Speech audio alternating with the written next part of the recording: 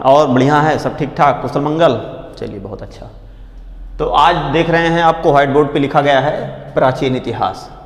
जैसा कि आप जान रहे हैं कोविड का मामला चल रहा है और ऐसी स्थिति में अचीवर अकादमी आपको ऑफलाइन क्लासेज नहीं दे पा रही है, तो ऑनलाइन के माध्यम से ही आप लोगों को जुड़ने का प्रयास किया जा रहा है और एक एक टॉपिक को अलग अलग विषय विशेषज्ञों द्वारा एक एक टॉपिक को लोड किया जा रहा है, अपलोड करके और आगे चीज़ों को बढ़ाई जा रही है। तो उसी क्रम में इतिहास को आज हम लेकर के आए हैं। आप देख रहे हैं प्राचीन इतिहास, सैंधवकालीन संस्कृति। तो सैंधव सभ्यता के बारे में हम लोग पढ़ लिए हैं, है ना, सैंधव सभ्यता के बारे में। तो यूट्यूब पर जा करके आप लिखिएगा उस पर अचीवर अकादमी अयोध्या। अचीवर अकादमी अयोध्या जैसे आप लिखेंगे तुरंत आपको सर्च होकर दिख जाएगा। तुरंत वहाँ से आप जो है उसको डाउनलोड कर लीजिए और देखते रहिए लगातार प्रतिदिन। सब्सक्राइब करके लोगों को भी शेयर करिए और भी अपने मित्रों को बताइए।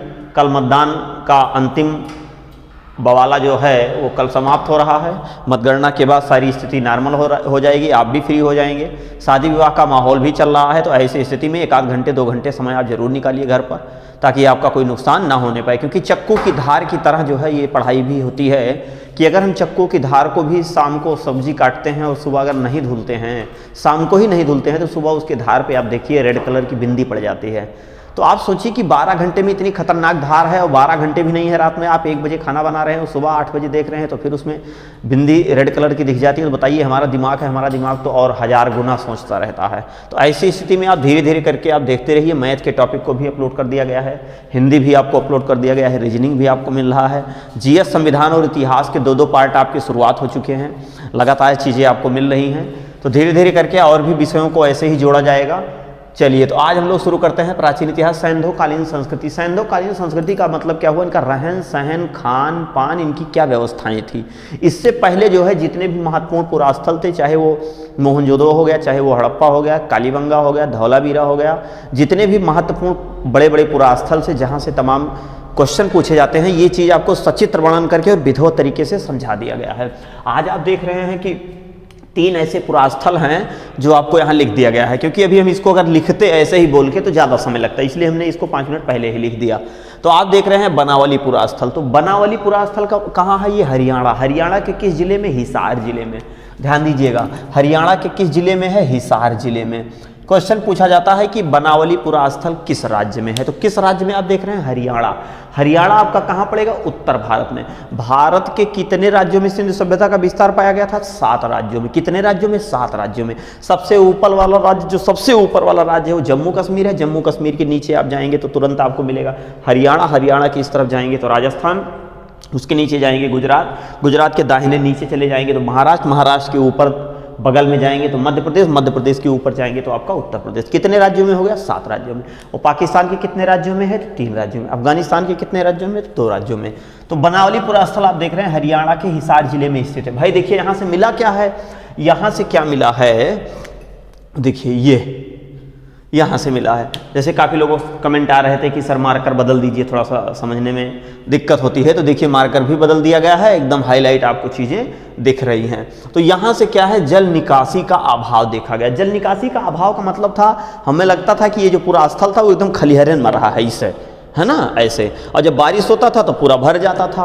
तो जल निकासी का अभाव किस पुरास्थल में देखा गया, तो बनावली पुरास्थल में। यहीं आपको पढ़ाया गया था, पिछले वाले वीडियो में ये बताया गया था कि जल निकासी का सबसे उन्नत प्रणाली अगर देखी गई, कहाँ देखी गई थी, तो धौलावीरा से। कहाँ से देखी गई थी, धौलावीरा।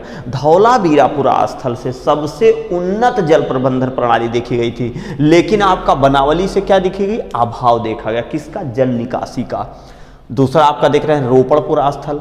देखिए भाई रोपड़ पुरास्थल, रोपड़ पुरास्थल आपका कहाँ है, पंजाब प्रांत में। भारत वाला पंजाब नहीं है ये पाकिस्तान वाला पंजाब है।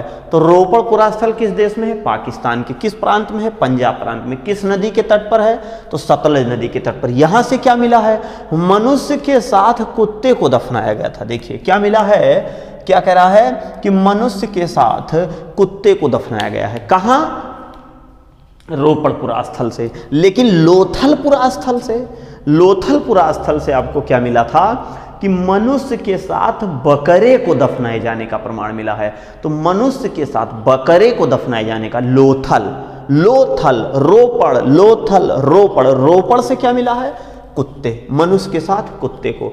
और अगर प्राचीन इतिहास में और आप आगे जाएंगे मध्य पाषाण काल में, तो मध्य पाषाण काल में जम्मू कश्मीर के बुर्जहोम नामक स्थान से मनुष्य के साथ कुत्ते को दफनाया गया था, तो वो आपका वहां पड़ेगा।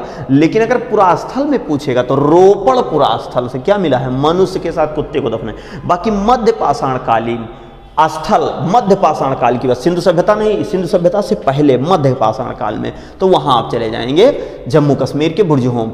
अगला है सुरकोटदा पुरास्थल। देखिए सैंधववासी, पहली चीज तो ये जान लीजिए कि घोड़े को पालतू नहीं बनाए थे, घोड़े को लोग पालतू नहीं बनाए थे, लेकिन उसके अस्थिपंजर का प्रमाण मिला है। कहां से अस्थिपंजर का प्रमाण मिला है, ये देख रहे हैं सुरकोटदा पुरास्थल से। अरे है कहां, गुजरात में। गुजरात के किस जिले में, कच्छ जिले में। कच्छ जिला आज भारत का क्षेत्रफल की दृष्टि से सबसे बड़ा जिला है। आज वर्तमान समय में कच्छ जिले में एक दलदल पाया जाता है जिसका नाम है कच्छ का रण, रन ऑफ कच्छ। तो कच्छ के रण से सबसे ज़्यादा मात्रा में जंगली गधे पाए जाते हैं। वहाँ पर कोई ऐसी वनस्पतियाँ होती हैं, उस वनस्पतियों को वो खाते हैं और उसको खाने के लिए वहाँ एकत्रित होते हैं, तो वो वहीं रहते हैं और वो कहीं नहीं जाते हैं, क्योंकि वो घासें भारत में और कहीं नहीं पाई जाती हैं। तो जंगली गधे कहाँ पाए जाते हैं, गुजरात के कच्छ के रण में। कच्छ के रण एक दलदल है जहाँ से भारत लगभग 60% नमक का उत्पादन करता है ना। और जो ढुक्कावा नमकवा होता है, ढुक्कावा वो वहीं से आता है, उसकी जुताई होती है। तो सुरकोटदा पुरास्थल गुजरात के कच्छ जिले में है। यहाँ से घोड़े के अस्थिपंजर का प्रमाण मिला है, लेकिन पालने का प्रमाण नहीं मिला है। तो ध्यान दीजिएगा भैया, घोड़े के अस्थिपंजर का प्रमाण कहाँ से मिला है, तो कहाँ से मिला है आपका देख रहे हैं, सुरकोटदा पुरास्थल से। सुरकोटदा पुरास्थल से चीजें मिली। अब ये आपको जितने भी पुरास्थल से संबंधित मामला था ये आपका समाप्त हो गया। अब इनकी संस्कृति की बात की जाए तो देखिए भाई, इनकी संस्कृति की अगर बात की जाए, किसके संस्कृति की बात की जाए, तो सिंधु सभ्यता या हड़प्पा सभ्यता। तो इनकी संस्कृति में आप देखेंगे तो इनका सामाजिक जीवन क्या है, इनका रहन सहन क्या है, राजनीतिक इनका संगठन क्या है, कौन इनका मुखिया होता था। जैसे आज प्रधानमंत्री राष्ट्रपति होते थे, तो प्रधानमंत्री और राष्ट्रपति से पहले जो है, प्रधानमंत्री राष्ट्रपति से पहले राजा होता था। राजा से पहले क्या स्थिति थी, वैदिक युग में राजा मुखिया होता था। लेकिन सिंधु सभ्यता में देखिए, पहली चीज तो ये जान लीजिए भाई कि सिंधु सभ्यता नगरीय सभ्यता है। चलिए, सिंधु सभ्यता क्या है, नगरीय सभ्यता है, नगरीय सभ्यता है। सिंधु सभ्यता नगरीय सभ्यता है। नगरीय सभ्यता का मतलब क्या हुआ कि इनके जो मकान थे, सड़कें थी, पढ़े लिखे लोग थे, 3 मंजिले भवन बने थे, सड़कें और पक्की थी, समकोण पर एक दूसरे को काटती थी, जाल जैसे बिछी हुई थी, गीढ़ी पद्धति पर आधारित थी। और उस नगरों का संचालन कौन करता था, व्यापारी वर्ग करता था, जिसको क्या कहते थे, वणिक वर्ग। तो ध्यान दीजिएगा, यहीं से एक सवाल और आपका बन रहा है कि उस समय का जो प्रशासक होता था, सिंधु सभ्यता का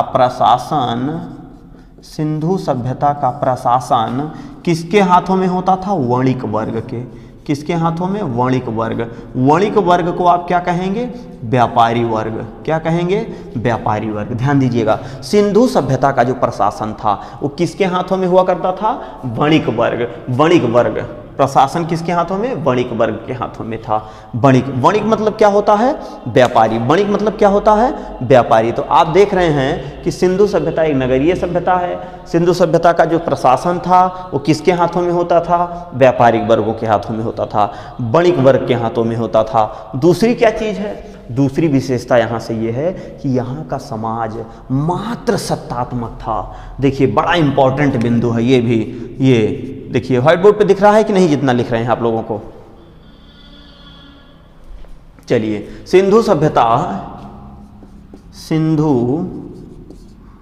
सिंधु सभ्यता, ध्यान दीजिएगा, सिंधु सभ्यता क्या थी, मात्र सत्तात्मक थी। मात्र सत्तात्मक का मतलब माताएं ही मुखिया होती थी, महिलाएं ही मुखिया होती थी। आज वर्तमान समय में देखिए 2013 में मोदी जी ने एक एक्ट पारित कर दिया। अब क्या बता दिया कि घर का जो राशन कार्ड है, तो राशन कार्ड अब किसके नाम बनने लगा है, महिलाओं के नाम बनने लगा, मतलब माता जी के नाम बनने लगा है। तो वर्तमान समय धीरे धीरे ये प्रथा फिर अब लौट के आ रही है। इसको देख के तो यही अनुमान लगाया जा रहा है, ठीक है, आ जाएगी, कोई दिक्कत नहीं है। सिंधु सभ्यता सबका अधिकार होना चाहिए। सिंधु सभ्यता मात्र सत्तात्मक। सिंधु सभ्यता किस प्रकार की सत्ता थी? मात्र सत्तात्मक थी। इनका प्रशासन किसके हाथों में था? व्यापारिक। उस समय प्रधानमंत्री, राष्ट्रपति और ये सब फलाने धमाके नहीं होते थे। उस समय जो व्यापारी लोग होते थे। अच्छा, व्यापारी लोग को क्यों मुखिया बनाया गया? क्योंकि ये एक स्थान से दूसरे स्थान जाते थे, दूसरे से तीसरे, तीसरे से लगभग मतलब ये पूरे महाद्वीप में अपना इधर उधर चक्कर लगाते थे, तो चीज़ों के बारे में इनको जानकारी होती थी और वहाँ के लोगों को आकर के बताते थे। तो जब लोगों को आकर के बताते थे और कोई लोग जानकार नहीं है तो इनकी बातों को लोग बहुत ध्यान से सुनते थे, तो कहते थे बस भैया तो इन हमारा मालिक है, तो इन हमारा मुखिया है ना। जैसे प्राचीन काल में एक कहानी आपको बता दें कि एक गांव में एक व्यक्ति थे बेचारे, है ना, तो वो पढ़े लिखे नहीं थे, लेकिन वो शहर जो है बढ़िया सदरी उदरी पहन के, कोट वोट पहन के तो आते थे। तो पूरे गांव को एक तरह से मालिक होते थे। किसी की चिट्ठी उट्ठी आती थी तो उसको पढ़ के बताते थे। पढ़े वढ़े नहीं थे, बस झूठे बताते थे, ये है वो है, ऐसा है वैसा है। एक समय की घटना है, एक वृद्ध आदमी था और उसका बच्चा जो है वो फौज में हो गया था, आर्मी में। वहाँ से चिट्ठी लिख के भेजा था कि हम पिताजी आराम से ड्यूटी कर रहे हैं, कोई दिक्कत नहीं, घर पे सब कुशल मंगल है, ठीक ठाक है। भाई उस समय देखिए पत्र लेखन वाला मामला चलता था। आप भी पत्र लेखन वाला उस समय मामला करते थे, हाथ वहाँ चीर करके और लिख देते थे एकदम। जब आपका मामला गठबंधन टूटता उठता था, है ना, तो आप भी लिखते थे। तो सेम उसी तरीके से चिट्ठी आती थी, हैं। तो जब वो चिट्ठी आई और वहाँ उनको ले जाके गांव में चिट्ठी आई तो किसी को पता ही नहीं था। अब वो बेचारे दादाजी कंफ्यूज थे कि बच्चा हमारा एक्सपायर हो गया है, ऐसा कुछ घटना तो नहीं, कोई दुखित घटना तो नहीं है। अब बेचारे वो लेकर के गए, कहे भैया फलाने चले जाओ, एक लोग हैं वही पढ़े लिखे हैं, वही अभी आपको पढ़ के बताएंगे। अब ये चिट्ठी उनके सामने लेकर के गए, वकील साहब जो कोट वोट पहने थे। अब जब उनके सामने लेकर गए तो वो जो है दादाजी को लेकर चले गए कि चलिए हम आपको जो है अभी बताते हैं। तो ये लेके गए किसी एक किनारे कमरे में और बेचारे वो रोने लगे। कौन? जो पढ़े लिखे लोग थे। अब दादा और चिल्लाए रोने लगे। बाहर वाले सुने अरे का मामला होगी, लागत बा कोनो घटना उठना घटिएगा। वो इसलिए रोने लगे कि हम पढ़े लिखे नहीं हैं, हम पढ़ नहीं पा रहे हैं। तो वह जाने कि लड़कवा हमारा जो लिख के भेजा है वो हमारा कोनो गलती वलती हो गई है या उसको कुछ हो गया है, मतलब दुखित समाचार है, इसीलिए रोने लगे।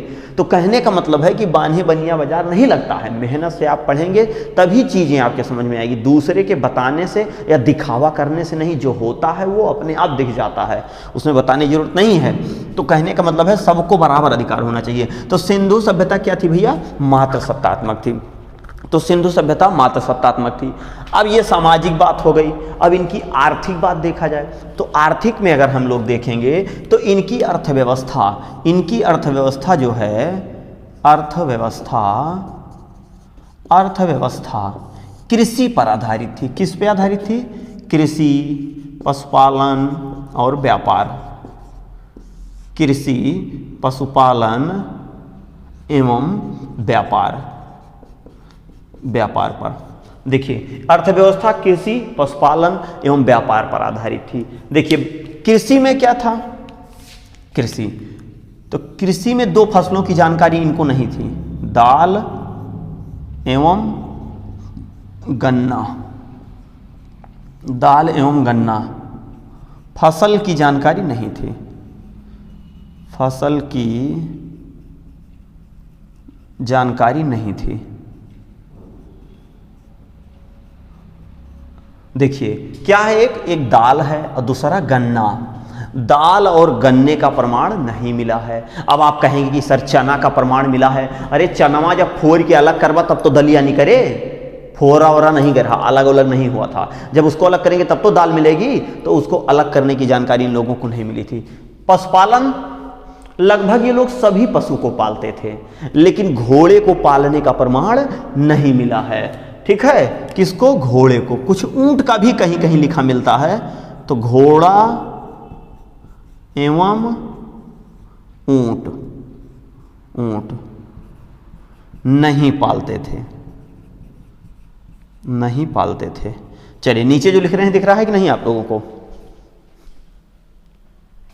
चलिए दाल एवं गन्ना, तो दाल एवं गन्ना फसल की जानकारी नहीं थी और घोड़ा एवं ऊंट को ये लोग नहीं पालते थे। अब देखा व्यापार, तो भैया व्यापार, अरे जब रुपये नहीं रहते व्यापार करत रहे कैसे?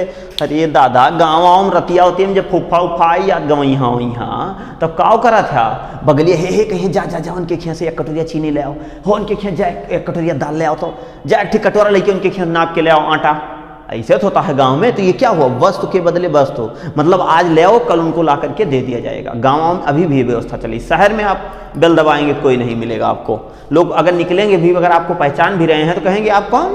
पहचान नहीं रहे हैं। तो ये सारी घटनाएं शहर में होती हैं, गांव में नहीं। गांव बहुत अच्छा क्षेत्र है, इस समय लोग गांव में ही भाग रहे हैं।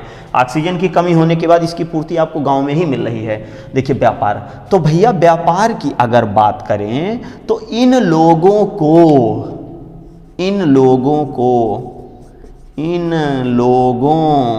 को रुपए, पैसों, नोटों की जानकारी नहीं थी,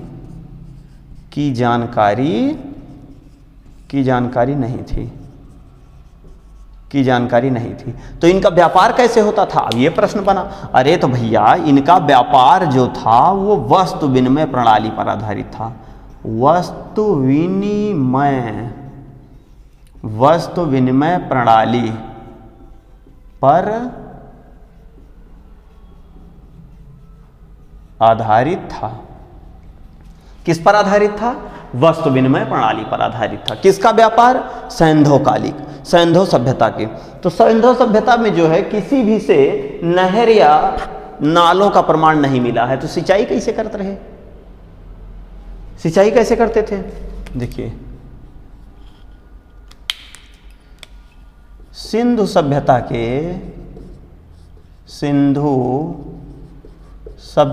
के किसी भी पूरा स्थल से नहर या नाला का प्रमाण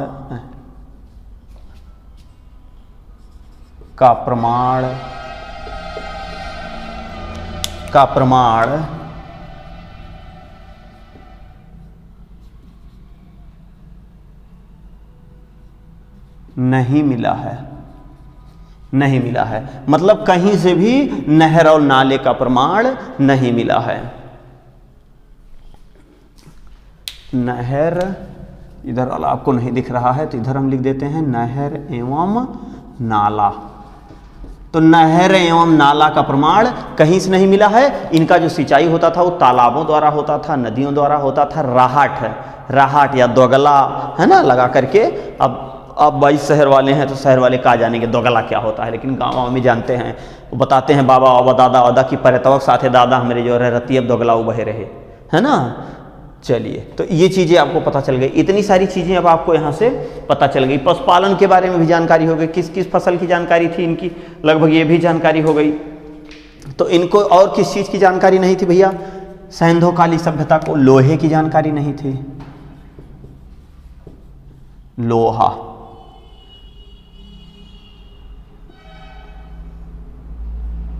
की जानकारी, लोहे की जानकारी नहीं थी। लोहे की जानकारी नहीं थी किसको? सिंधु सभ्यता को। सिंधु सभ्यता के लोग पढ़े लिखे थे, ठीक। सैंधववासी पढ़े लिखे थे। इसका प्रमाण कहाँ से मिला है? सैंधववासी पढ़े लिखे थे। तो सैंधववासी पढ़े लिखे थे, इसका प्रमाण धौलावीरा पुरा स्थल से 10 अक्षरों की लिपि मिली है, लेकिन लिपियां अभी तक पढ़ी नहीं जा सकी हैं।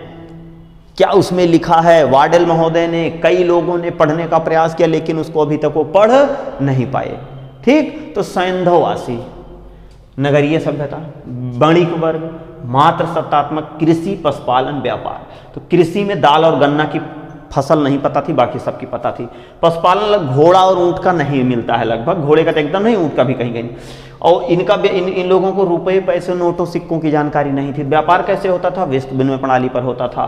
तो लोहे की जानकारी नहीं थी। तो भैया लोहे की नहीं जानकारी थी तो ये लोग सर्वाधिक मात्रा में कांसा का प्रयोग करते थे। सर्वाधिक मात्रा में कांसा धातु, कांसा एक मिश्रित धातु होती है। कांसा धातु का प्रयोग करते थे। कांसा धातु का प्रयोग करते थे। देखिए कांसा एक मिश्रित धातु है, इसी कारण सबसे ज्यादा मात्रा में कांसे का प्रयोग किए। इसी कारण इस सभ्यता को कांस्य युगीन सभ्यता कहा जाता है। क्या कहा जाता है? कांस्य युगीन सभ्यता कहा जाता है। किस लिए? क्योंकि सबसे ज्यादा मात्रा में किसका प्रयोग किए थे? कांसा का प्रयोग किए थे। कौन लोग कांसा का प्रयोग किए थे? तो सैंधव सभ्यता के लोग कांसा का प्रयोग किए थे। दूसरी चीज क्या है, ये सैंधववासी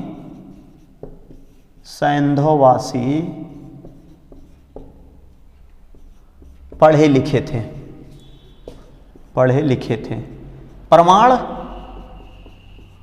प्रमाण मिला है धौलावीरा से। प्रमाण धौलावीरा से मिला है। क्या? धौलावीरा से 10 अक्षरों की लिपि मिली है। 10 अक्षरों की लिपि। तो 10 अक्षरों की लिपि का प्रमाण कहां से मिला है? तो 10 अक्षरों की लिपि का प्रमाण धौलावीरा से मिला है। तो इसका स्क्रीनशॉट ले लीजिए। एक एक चीज विधिवत तरीके से आपको समझा दिए। इसके बाद इसमें थोड़ा सा और बचा है, उसको पढ़ाने के बाद ये टॉपिक आपका समाप्त हो जाएगा। तो इसका स्क्रीनशॉट ले लीजिए, फिर उसको समझा दे रहे हैं 2 मिनट में।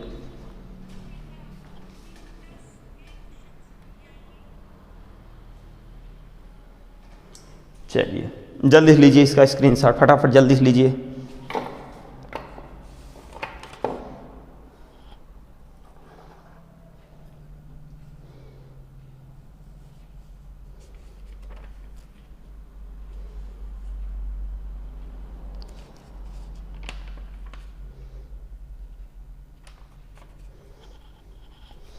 चलिए तो इसको मिटा देते हैं, फिर आपको जो है अगला, ये चीज़ें आपको इतना समझ में आ गई होंगी विधिवत तरीके से। 1-2 बार इसको देख लीजिएगा वीडियो को, है ना, आराम से आपको समझ में आ जाएगा। जब भी आप खाली रहा करिए, तुरंत आप YouTube पर जाइए, फट से वहाँ लिखिए अचीवर अकादमी अयोध्या। तुरंत उसमें एक एक जो टॉपिक आपको पढ़ना है, जिस भी विषय का पढ़ना है, जिस भी विषय विशेषज्ञ से, तुरंत फटाफट उसको सर्च करके और लगा दीजिए और अपना धीरे धीरे वो गुनगुनाता रहे और आराम से आप बैठ के सुनते रहें। अगर ऐसे भी आप कर रहे हैं तो भी चीज़ें आपको याद हो जा रही हैं, क्योंकि इतना विधिवत तरीके से आपको समझा दिया जा रहा है कि इतना बताने के बाद तो अब आपको भूलना नहीं चाहिए। अगर बहुत ही ज़्यादा भाई नहीं ध्यान देंगे तब गड़बड़ी होगी, बाकी ऐसा नहीं होगी। तो चलिए आइए इनका थोड़ा सा धार्मिक जीवन देखा जाए। किसका? सैंधव सभ्यता लोगों का। तो सैंधव कालीन की अगर धार्मिक जीवन की बात करें, धार्मिक जीवन, तो धार्मिक जीवन में पहले तो ये जान लीजिए कि किसी भी पुरा स्थल से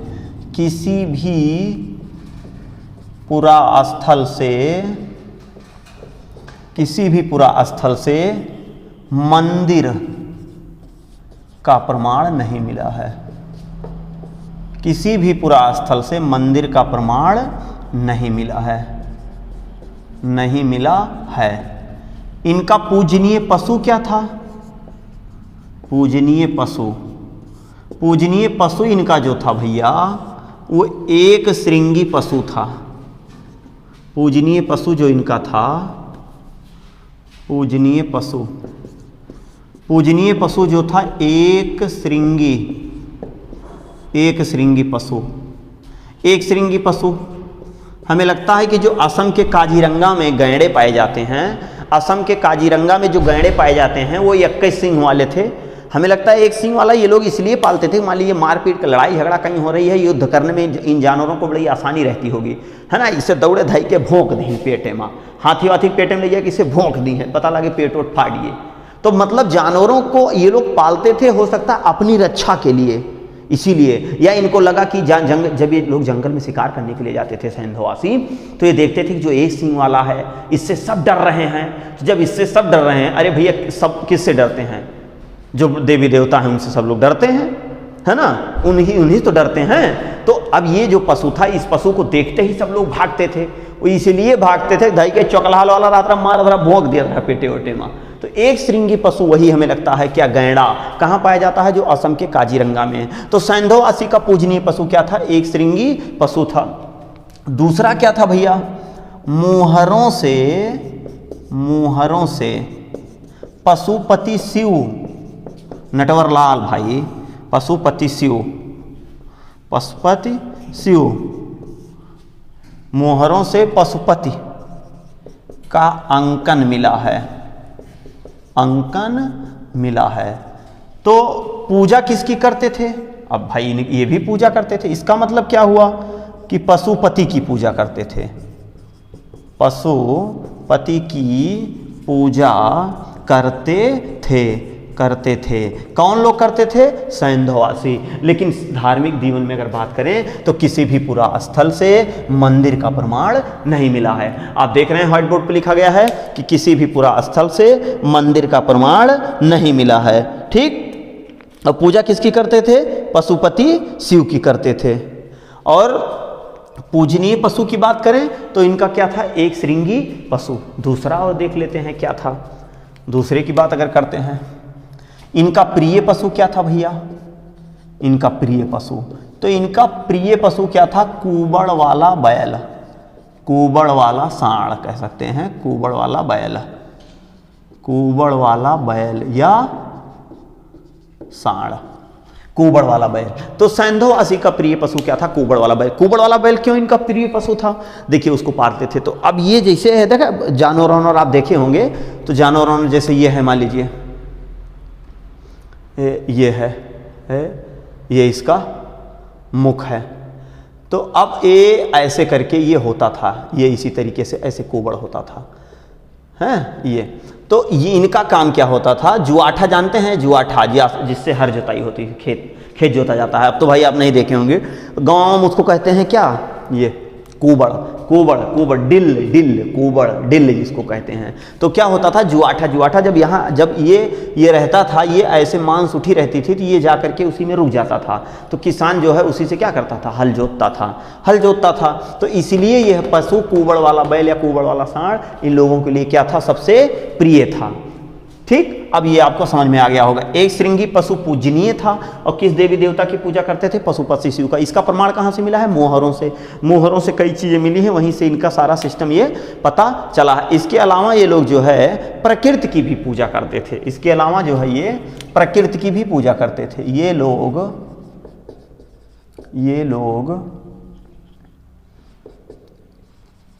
प्रकृति की भी पूजा करते थे। पेड़ पौधों की ऑक्सीजन बचाने के लिए करते थे, प्रकृति की भी पूजा करते थे। ठीक। दूसरा, लिपियां इनकी कैसे थी? लिपियां जो थी वो चित्राक्षर थी। चित्राक्षर या भावात्मक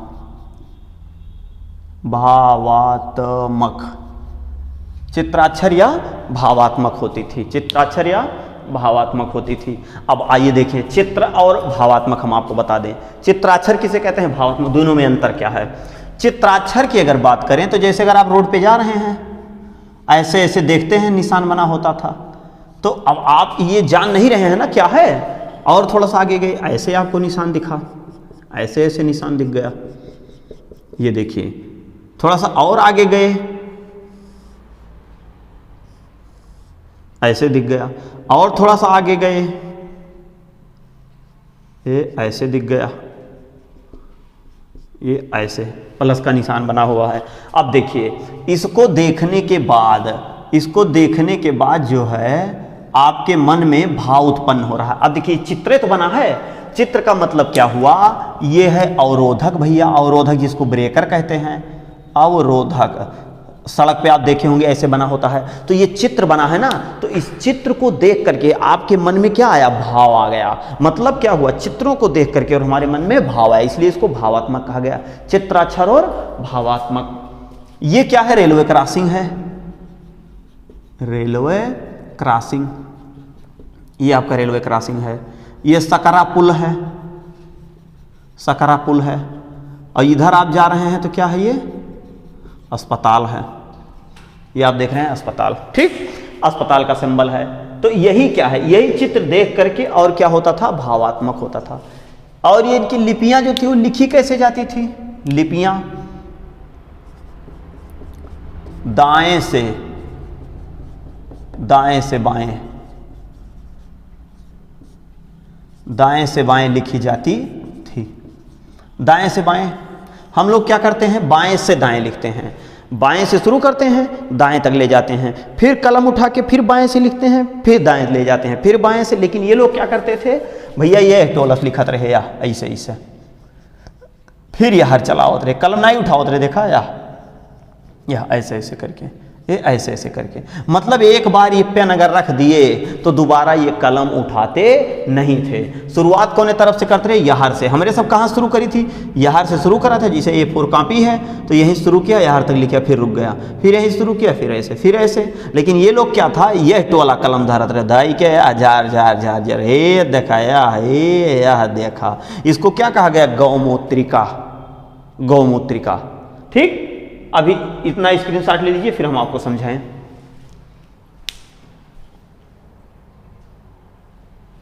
चलिए, तो इतना चीज समझ में आ गया ना कि किसी भी पुरास्थल से मंदिर का प्रमाण नहीं, मतलब मंदिर, मस्जिद, गिरजाघर, चर्च किसी भी धार्मिक का नहीं मिला है। पूजनीय पशु क्या था? एक श्रृंगी पशु। मोहरों, पशुपति शिव का अंकन मिला है मोहरों से। पशुपति की पूजा ये लोग करते थे। प्रिय पशु क्या था? कुबड़ वाला बैल। आपको समझा दिए क्यों इसको पालते थे। प्रकृति की भी ये लोग पूजा करते थे। लिपियां इनकी चित्राक्षर और भावात्मक होती थी। देखिए, चित्रों के माध्यम से व्यक्ति के मन में भाव उत्पन्न हो जाता था और ये लिपियां दाएं से बाएं लिखी जाती थी। इतना आपका समझ में आ गया? 2 पॉइंट और बहुत ध्यान से थोड़ा सा और देख लीजिए। ये टॉपिक आपका आज समाप्त हो गया। कल वाली क्लास में हम लोग मिलेंगे तो वहाँ पढ़ेंगे वैदिक युग या वैदिक सभ्यता या वैदिक संस्कृति के बारे में। चलिए, आइए इनकी लिपियां देखते हैं। लिपियों के बाद फिर सिंधु सभ्यता का पतन, बस उसके बाद ये टॉपिक आपका समाप्त हो रहा है। लिपियां इनकी देखिए, ये स्कूलों में जो है बचपन में जब हम लोग 9th और 10th में पढ़ा करते थे, आप लोग भी जब पढ़ते थे, तो स्कूल में एक कला दिखाने के लिए आते थे लोग, है ना। तो एक ऐसे गोल का फरमा होता था, उसको लिए रहते थे। उसके बाद उसके ऊपर कपड़ा लगा देते थे और कपड़ा लगा करके निडिल सुई होती थी और उसमें तागा लगा देते थे। और बिना सुई को जैसे सिलना होता है तो आप सुई ऐसे ले जाते हैं, फिर नीचे से ऐसे लाते हैं, फिर ऐसे ले जाते हैं। लेकिन वो लोग क्या करते थे, उसी में ही ऐसे ऐसे ऐसे ऐसे करके ऐसे ऐसे करके बुन देते थे और उसके बाद उसको काट देते थे, बढ़िया से डिजाइन हो जाती थी। तो इसको क्या कहा गया? ऐसे कपड़ा लगा दिया गया और इसमें जो है ऐसे ऐसे करके डिजाइन कर दी गई। ये देखिए, एक ही बार उसको रखा गया और नहीं निकाला गया। अब ऊपर से इसको क्या किया जाता था? ऊपर से काट दिया जाता था और काट करके उसी में दबा दिया जाता था। तो इसको क्या कहा गया?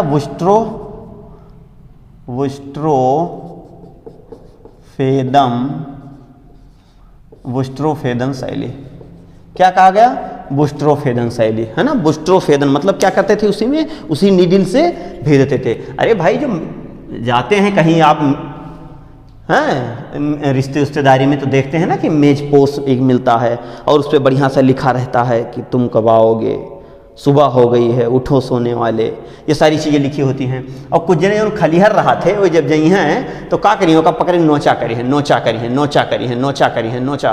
तो ये भाई जब आप कहीं अच्छे जैसे ससुरारी उसुरारी जाते हैं, गौइया बन के, पुप्फा उप्फा बन के, तब जो है ये आपको मिलता है।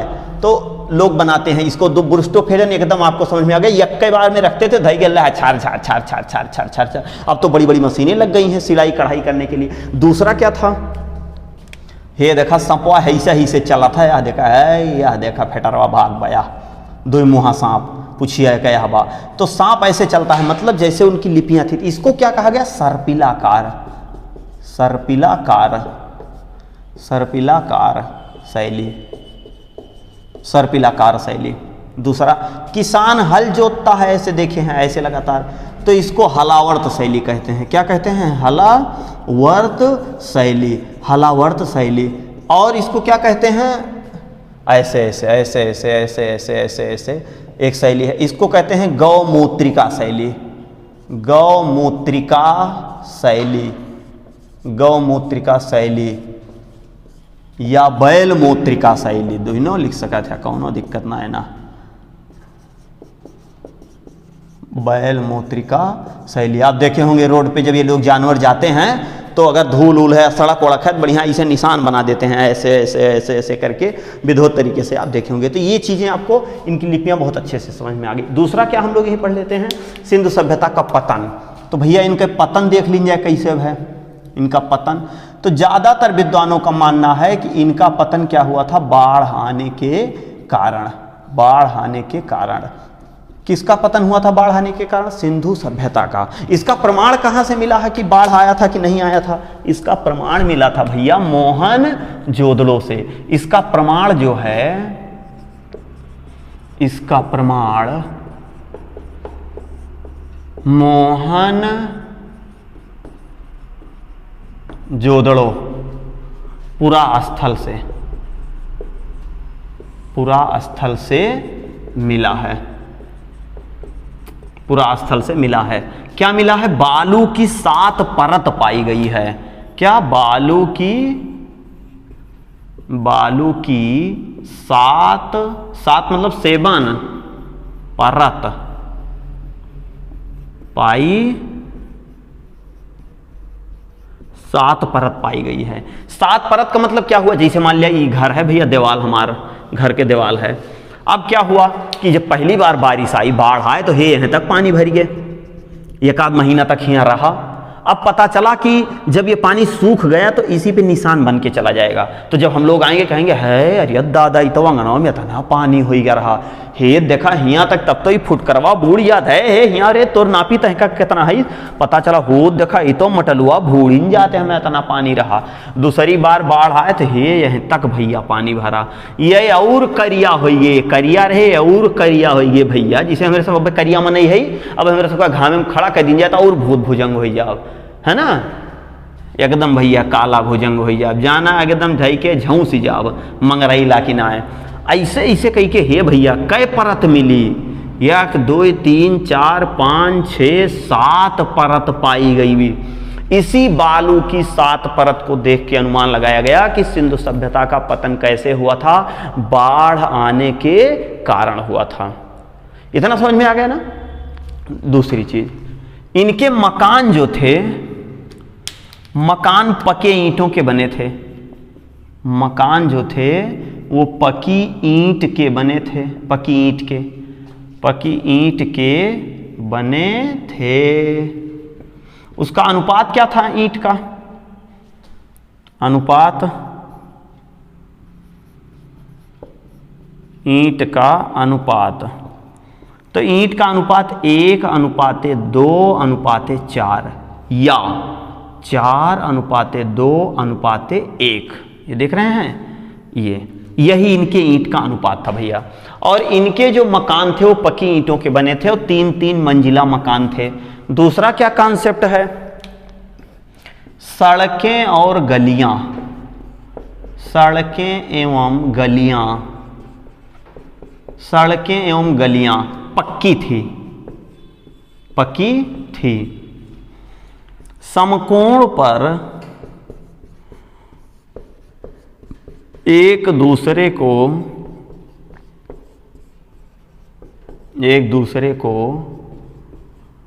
काटती थी, समकोण पर एक दूसरे को काटती थी, ग्रीड पद्धति जिनको कहा गया। तो इस तरीके से सिंधु सभ्यता पूरा आपका समाप्त हो गया।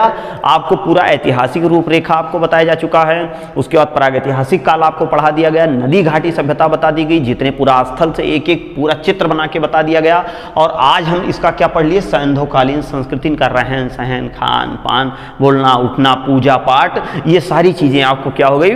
विधिवत तरीके से जानकारी हो गई। तो इसी तरीके से अचीवर अकादमी प्रतिदिन आपको 2-2, 3-3 टॉपिक लेकर के आपको ये मिलती रहेगी। चैनल को ज्यादा से ज्यादा लोगों तक आप पहुंचाइए और शेयर करिए, सब्सक्राइब करिए और इसको ज्यादा से ज्यादा आप आगे बढ़ाइए और इसका स्वयं भी लाभ लीजिए। ज्यादा से ज्यादा आप वीडियो देखिए ताकि जब हमारी आपकी मुलाकात ऑफलाइन में दोबारा हो तो वहां पर बहुत ज्यादा आपके साथ मेहनत ना करना पड़े। बस एक तरह से आपको ऐसे ही रिवीजन करा करके और टेस्ट लेकर के आपको जो है परीक्षा के लिए पूरी तरह से तैयार कर दिया जाए। तो आज के लिए इतना ही। जय हिंद, जय भारत।